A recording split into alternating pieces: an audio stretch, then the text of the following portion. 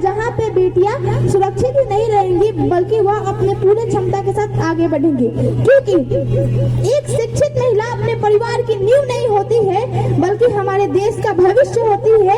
जी हाँ, एक शिक्षित महिला हमारे देश का भविष्य होती है। अभी तक मैंने यहाँ पे जो भी कहा है वो आप सभी सुने हैं, जानते हैं, पर उसे निभाते नहीं हैं। बोलते हैं कि अरे महिलाएं हैं, इन्हें क्या ही काम है, घरों में बस चूल्हा चौका ही तो करने हैं, हम पुरुष हैं, हम बाहर जाते हैं, नौकरी करते हैं, मेहनत करते हैं। अरे मूर्ख, ये बात समझ लो कि हम वही महिला है जिसके कारण आज तुम इस पृथ्वी पर जन्म ले पाते हो। हम वही महिला है, अगर हम काम ना करें तो तुम भूखे मर जाओगे। यह सब जानते हुए भी तुम हम पे उंगली उठाते हो। भाई आप जान लीजिए कि हम महिलाओं की जिंदगी आसान नहीं होती है। माना कि भाई की लाडली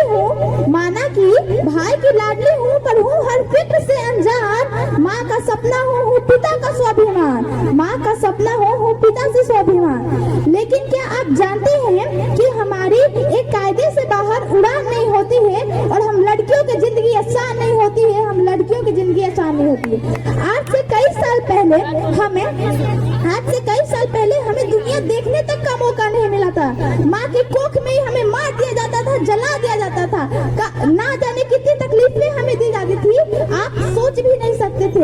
और आज मैं भीमराव अम्बेडकर को नमन करती हूँ, उन्हीं ने ये संविधान लिखा है, उन्हीं कारण हमें शिक्षा का महत्व मिला। परंतु इसमें भी भेदभाव किया जाता है, बेटियों को सरकारी स्कूल में भेजा जाता है और बेटों को प्राइवेट स्कूल में भेजा जाता है। इसके बावजूद भी जब हम महिलाएं अपनी क्षमता को साबित किए, अपने पैरों पर खड़े हुए आसमान में उड़ाने भरने लगी, तो हमारे पंखों काटकर हमें जमीन पर गिराया जा रहा है। जी हाँ, और ये और कोई नहीं है बल्कि ये हमारी समाज है। जी हाँ, ये और कोई नहीं है, हमारी समाज है।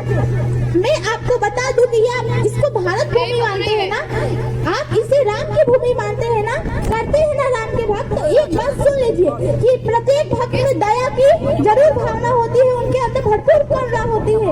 लेकिन कहाँ थी आपकी करुणा, कहाँ थी आपकी भक्ति जब आप इन्हीं हाथों से हमें उन झाड़ियों में छोड़ के आते थे?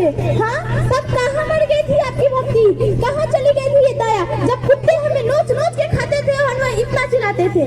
जी, आज मैं आप सबके सामने एक घटना प्रस्तुत करने जा रही हूँ। यह उन्नाव जिले की है, जहाँ पे एक बच्ची के साथ एक बाहुबली विधायक ने बलात्कार किया, और खुद ही नहीं किया बल्कि एक गैंग के साथ भी बलात्कार करवाया। और जब उसके पिता ने पुलिस स्टेशन में जाकर रिपोर्ट लिखवाई तो उनको पिता को टॉर्चर किया गया और उनकी वही हत्या कर दी गई। और जब उनकी बेटी ने न्याय का सहारा लिया और न्याय की मांग के लिए रास्ते में जा रहे थे, तब उन्हें गाड़ी से एक्सीडेंट की गई। जी हाँ, उस गाड़ी को 11 बार टक्कर मारी गई।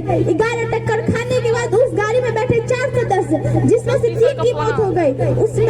उस मौत में थे वकील, उनकी बुआ और उनकी मौसी। जी हाँ, इन 3 सदस्यों की मौत हो गई। और ये बच्ची बहुत ही भाग्यशाली है कि वे वहाँ भी बच गए। ये बच्ची अपने पैरों से फिर चल नहीं पाई, ये 6 महीने वेंटिलेटर पर रही। उसके बाद जब इसने अपना केस लड़ा तो इसमें उस बलात्कारी को जेल हुआ, और उसके बाद भी कानून ने इस बलात्कारी से 15 लाख रुपए लेकर इसे रिहा कर दिया। जी हाँ, इसे 15 लाख रुपए लेकर रिहा कर दिया। आप सोचिए, आपको गुस्सा नहीं आ रहा है ना? अगर आपको गुस्सा नहीं आ रहा तो आपको गुस्सा आना चाहिए, क्योंकि एक बेटी बहन हर घर में होती है, और यह कहीं और की बात नहीं, हमारे हिंदुस्तान की बात है। अगर हम जिसको वोट देके जिताते हैं, जिससे अपना रक्षक बनाते हैं, अगर वही हमारे साथ ऐसा करने लगे तो फिर हम कहाँ जाएंगे, कैसे समाज में जिएंगे? कौन हमें हौसला देगा, कौन हमें बढ़ावा देगा? जी बताइए, कौन हमें बढ़ावा देगा? और आज से पहले तो नारी को कभी सम्मान से उनका नाम ही नहीं लिया गया। जी हाँ, नारी सर झुका के चलती रही। जिसके घर बेटी पैदा लेती थी उस घर को पापी माना जाता था, उस पिता को भागी माना जाता था। पर नहीं, आज मैं आप सभी के सामने ये बोलना चाहती हूँ कि ना बाली हूँ, ना बेचारी हूँ, ना बाली हूँ, ना बेचारी हूँ, तू देख मुझे मैं नारी हूँ, तू देख मुझे मैं नारी हूँ। आप सभी को बस मैं यही बताना चाहती हूँ कि आप हमेशा सोचते थे, हमेशा गणतंत्र दिवस मनाते हैं, स्वतंत्रता दिवस मनाते हैं इसीलिए ना कि हमारा देश आजाद हुआ है। हमारा देश अभी पूरी तरीके से आगे नहीं बढ़ा है, और उसके बीच रुकावट डालने वाले कोई और नहीं, हमारी समाज है। अगर आप हम बेटियों को पढ़ाते तो हम बेटियां भी अपने पैरों पर काबिल होती, अपने परिवार को शिक्षित करती, अपने देश को आगे बढ़ाती। और उसके बाद बोलते हैं, अगर नहीं पढ़ाते उसके बाद बोलते हैं कि अरे क्या हुआ, हमारे देश तो आगे